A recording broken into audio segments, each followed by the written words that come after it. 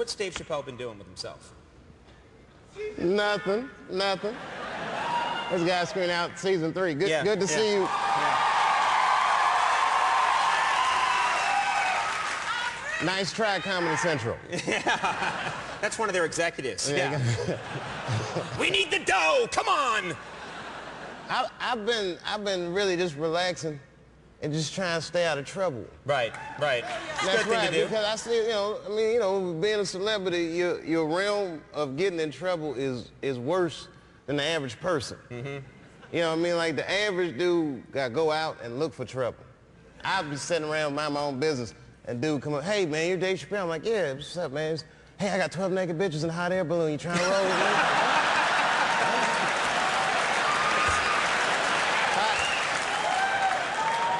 Call me next time, all right? I need to get out of the house once in a while. That's why I just stay in the house. Yeah. It's funny because, like, when I come out, everybody screams.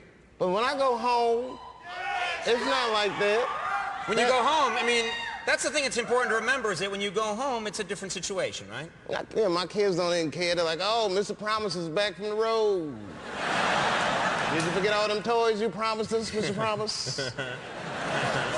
And then my wife's still a little salty at me. She's not happy with you right now? I mean, she's not mad at me, but don't think you're going to walk away from $50 million and your wife's just going to be cool with it.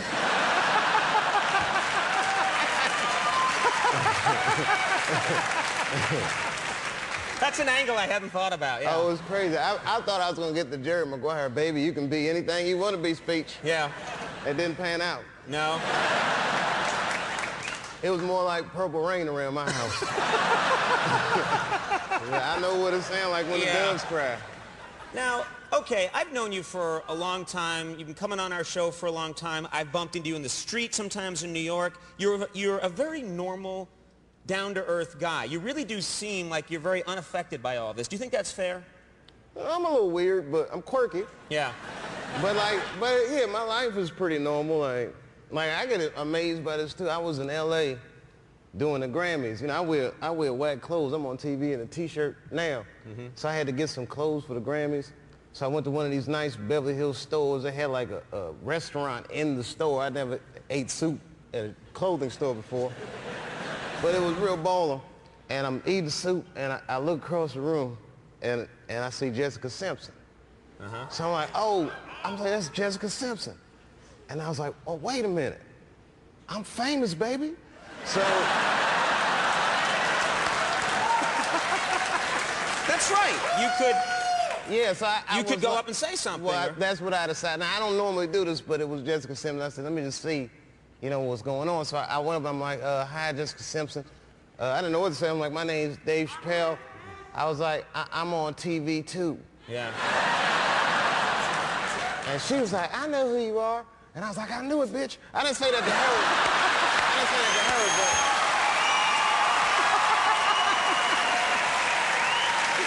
But I got excited. I did.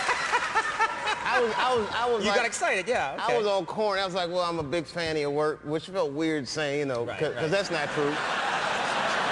But I'm not dogging her music. I don't know her music. I'm talking about the Newlywed Show. You know what I mean? Right. I've been a newlywed. It's nothing like that show. If I made a show about my first year of marriage, it'd be called Bitch, You Tricked Me.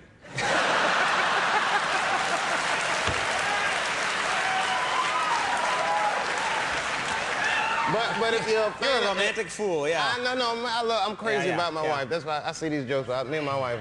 Well, you stop shouting at me, I'm talking.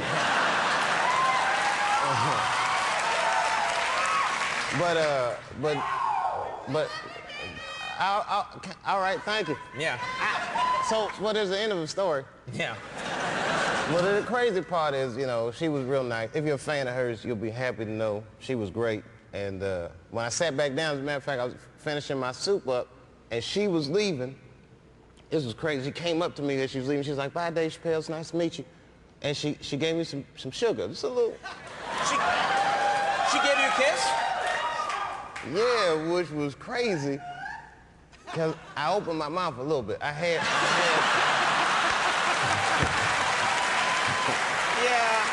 you did what you had to do. I had to. We're going to take a quick break. We'll have more with Dave Chappelle in just a second. Stick around.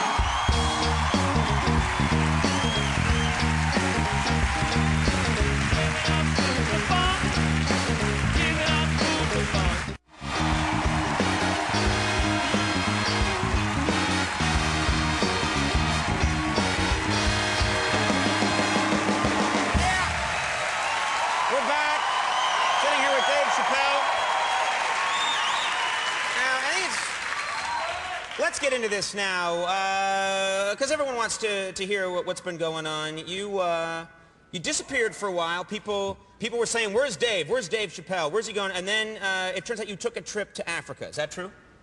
Yeah, it's true. Yeah. It wasn't like they said. Right. It was because like, the stories were, I mean, the stories, as you know, you're hearing all kinds of stuff on the news. it was crazy, man. I mean, first I went to Africa to chill, and I tell you, you hear a lot of black people say this, like when you go to Africa, especially your first time, you have this overwhelming feeling like you're home, which is true. I had that feeling like, man, this feels like home. I think I felt that way because there's a McDonald's in the airport. So I got my Big Mac. But then it was like, it just got out of control. Like I was in Africa, and next thing I started hearing all the stories like comedian Dave Chappelle's in a mental institution in South Africa. And I was like, man, I must be losing my mind. Yeah. Because I thought this was the beach. Yeah. And everybody calls me crazy. You know, I mean, it was just... You're hearing on the news things like he's gone crazy, which never sounded, that doesn't sound right, you know? And well, you know, maybe I know stuff people don't want me to talk about. So right. we're going to what other people believe. So they'll call me crazy. But it was a weird thing to get called crazy. At first it was scary. And then now I feel like it's liberating. Like, I feel free, like I can just say what I want to do what I want. They already call me crazy. So it's like I was in Starbucks this morning, jerking up in this lady's coffee, and I was like, I know you read about me. I can't hold myself accountable for these things.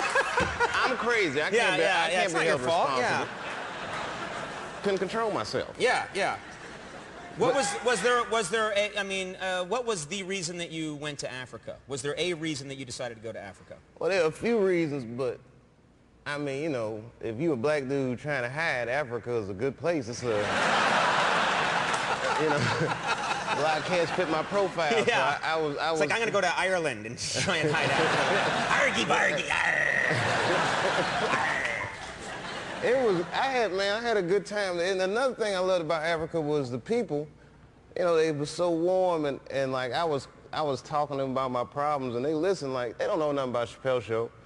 So they just listening. I'd be like, man, you know, I had this show, and it felt like people was trying to control me. I was freaked out. I don't know, I just had to get out of there. I just walked away. It says $50 million, it's all gone. I'm scared. And they was, hey, they said, hey, they did all this to you, brother. I said, that's how we doing in America. They said, that's messed up, man. They said, but here in Africa, we have a philosophy that helps us get through things like this. You've always got to remember one thing when you go through these problems, Dave. And I said, what's that, brother? And he said, I ate a dog today. Just grow up. Get over yourself. You don't want $50 million? Boo-hoo. Yeah. Get over yourself. Yeah, yeah. It happens, man, you know, but it was definitely what you call it, a growing experience, that's for sure. You know. And it does feel like it's liberated you, not to get too heavy, but it does feel like this whole thing has freed you up a little bit, you know? Sure, excuse me 1 second. That'll